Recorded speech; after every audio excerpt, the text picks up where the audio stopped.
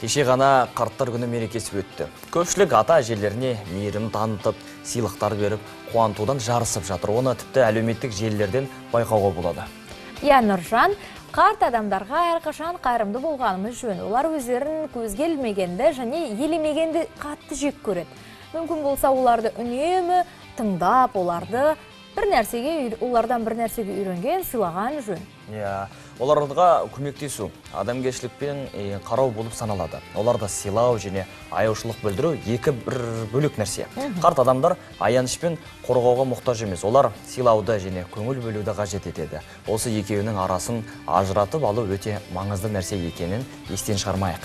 Оның рас. Бірақ бүгінде кей пенделердің ата-анасына жеткілікті түрде көңіл бөлмеу салдарынан қарттар үйі тұрғындарының қатары өсуде. Жалпы жетімін қаңғытпаған, жесірін жылатпаған қазақ елінде қарттар үйі қайдан шықты? Сюжет көрейік.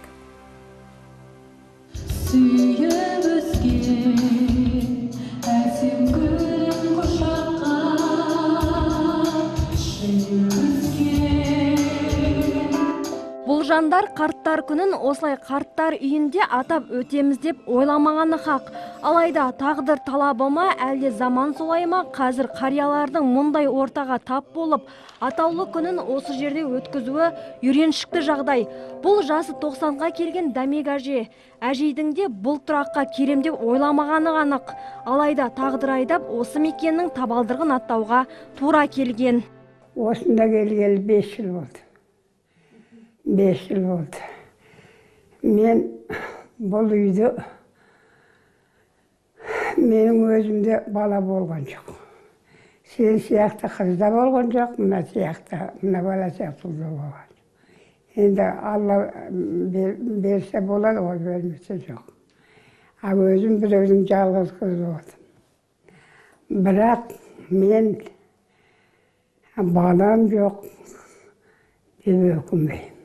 Осылай деген дәмек әженің бойынан бар қиындықты еңсере білгенін байқадық. Әжей туыссыз емес, іздеп келетін адамдары қаншама. Тек өзі ешкімге ауыртпалық салғысы жоқ. Бұл жерді жұмақ мекен дейді. Осындайда салиқалы қарттың бір перзентке зар болғанына әттең ай дейсің. Өнегелі анадан тәрбиелі ұрпақ туары анық еді. Ал басқалары ше? Қарттар үйіндегі өзге жандардан түрлі тағдырды көресің. Бірі түрмеден келген, бірі жастықтың буымен отбасының қадірін білмегендер.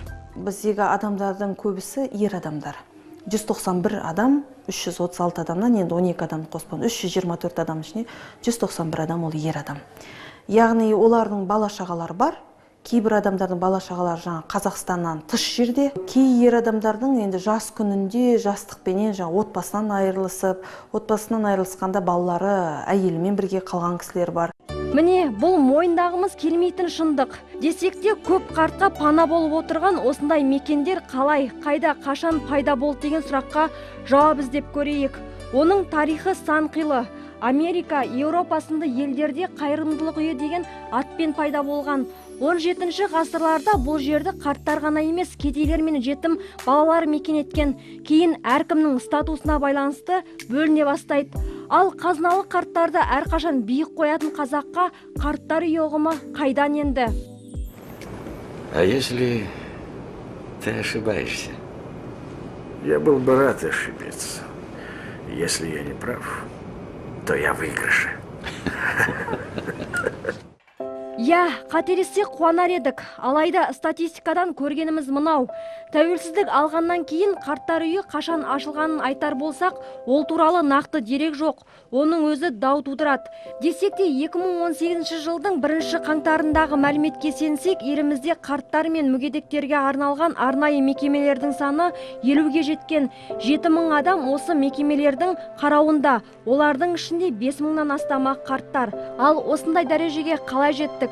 Бұған кімді кінәлаймыз? Адам баласының өзіне байланысты. Алла ешкімді ренжітпейді. Біреуді ауыр болады, біреуді ақылды болады, біреуді ақымақтанады. Соның бәрі өмірдің қасиетін білсін деп, әртүрлі адамзатты жаратады, сол жарды көреді. Ал қарт әжейдің осы сөзінен кейін қарттар үйін паналаған қарттарды кейде балалары қараусыз қалдырған деп кесіп айтуға аузың бармайды. бұл сөзімізді психолог мамандар растағандай. Ақгүл Молдабекованың сөзінше, қарттар үйінде келетіндер саны келешекте қазірден де көп болуы мүмкін. Ал ол кезде қарт әке-шешесін сыртқа тепті деп кінәлайтындар да болмайтыны анық. Тағы бір проблеманың аясы туындап жатыр, баласынан бас тартып, құқығынан айырылып жатқан адамдар. Ал құқықтан айыру бұл баланы зорлықтан сақтап қалу үшін, кейде тіптен өмірін сақтап қалу үшін баратын іс-әрекет болып саналады. Ондай санда біздің республикамызда қазіргі таңда көбейіп жатыр. Яғни бұл екінші тарап ретінде ол ата-аналардың да болашақта сондай үйлерде қалып қалатындығын, қатарын көтеретіндігін де ұмытпауымыз керек. Ендеше өмір бумеранг. Әр нәрсенің жақсылықпен аяқталатынын қаласақ, тәрбиені өзімізден бастаған жөн болар.